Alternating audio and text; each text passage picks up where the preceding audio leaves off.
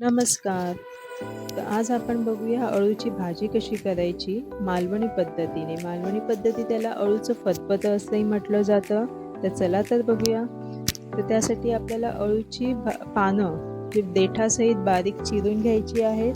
त्याचबरोबर कोथिंबीर, हिरव्या मिरच्या, आलं, लसूण व सुकं किंवा ओलं खोबरं यांचं एकत्रित वाटण, लाल मसाला, लाल तिखट, मालवणी मसाला, हळद, गरम मसाला, गूळ, चिंचेचा कोळ, तसंच भिजवलेले शेंगदाणे व मक्याचे कणीस तुकडे करून घेतलेले आहेत. त्याचबरोबर एक बारीक चिरलेला कांदा. सर्वप्रथम आपण कुकरमध्ये शिजवणार आहोत एकत्र. तर कुकरमध्ये कांदा परतून घ्यायचा आहे. कांदा परतल्यावर त्यामध्ये कढीपत्ता टाकायचा आहे. कढीपत्ता आणि कांदा चांगला परतून घ्यायचा आहे. तर ही भाजी कोणाकोणाला आवडते मला नक्की कमेंट करून सांगा. ही रानभाजी असली ना तरी खूपच पौष्टिक आहे आपल्या शरीराला. ह्याच्यामुळे आपल्या रक्तवाढीत सुधारणा होते. ह्यामध्ये खूप फायबर्स पण आहेत, विटॅमिन ए. त्यामुळे ही औषधी वनस्पती आहे.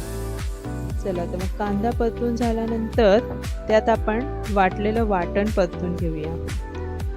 तर ही भाजी ऋषी पंचमीला स्पेशली केली जाते आणि त्या दिवशी म्हणतात की कशीही करा तुम्ही तर हिची चव खूपच भन्नाट लागते. तर आता ह्यामध्ये कांदा परतून झाल्यानंतर जे सुके मसाले आहेत, गरम मसाला, मालवणी मसाला, हळद, हिंग, लाल तिखट, हे सगळं परतून घेऊया. हे चांगलं परतून होऊ दे तोपर्यंत. तर ही ऋषी पंचमीच्या दिवशी ह्यामध्ये खूप साऱ्या भाज्या पण घातल्या जातात. तर एरवी पण आपण कुठलेही कडधान्य घालून पण ही भाजी करू शकतो. वाल म्हणा किंवा चण्याची डाळ किंवा काहीही कडधान्य घालून पण ही भाजी खूप चविष्ट लागते. तर आता ह्यामध्ये घालूया मीठ. त्याचप्रमाणे कणसाचे तुकडे, कणसाचे दाणे न घालताना कणसाचे तुकडे घालून खूप चव छान लागते. त्याचबरोबर भिजवलेले शेंगदाणे, त्यानंतर चिरलेला अळू, गूळ, हे सर्व मिक्स करून पाणी घालून आपण ह्याला शिजवून घ्यायचं आहे. चांगल्या 5 ते 6 शिट्ट्या करून घ्यायचे. चांगलं अळू शिजलं पाहिजे आणि त्यातले जे कडधान्य किंवा मक्याचे दाणे वगैरे ते शिजून घ्यायचे.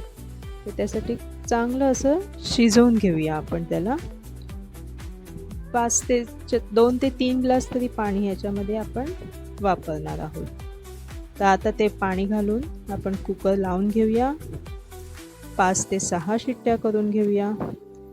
त्यानंतर झाकण उघडून त्यामध्ये चिंचेचा कोळ घालून एक उकळी काढायची आहे आणि असं चमचमीत जरा चव बघून घ्या. हे जरा तिखटच छान लागतं आणि जरा चव बघून कमी जास्त करू शकता मीठ वगैरे. आणि अशी चमचमीत अशी अळूची भाजी तयार आहे.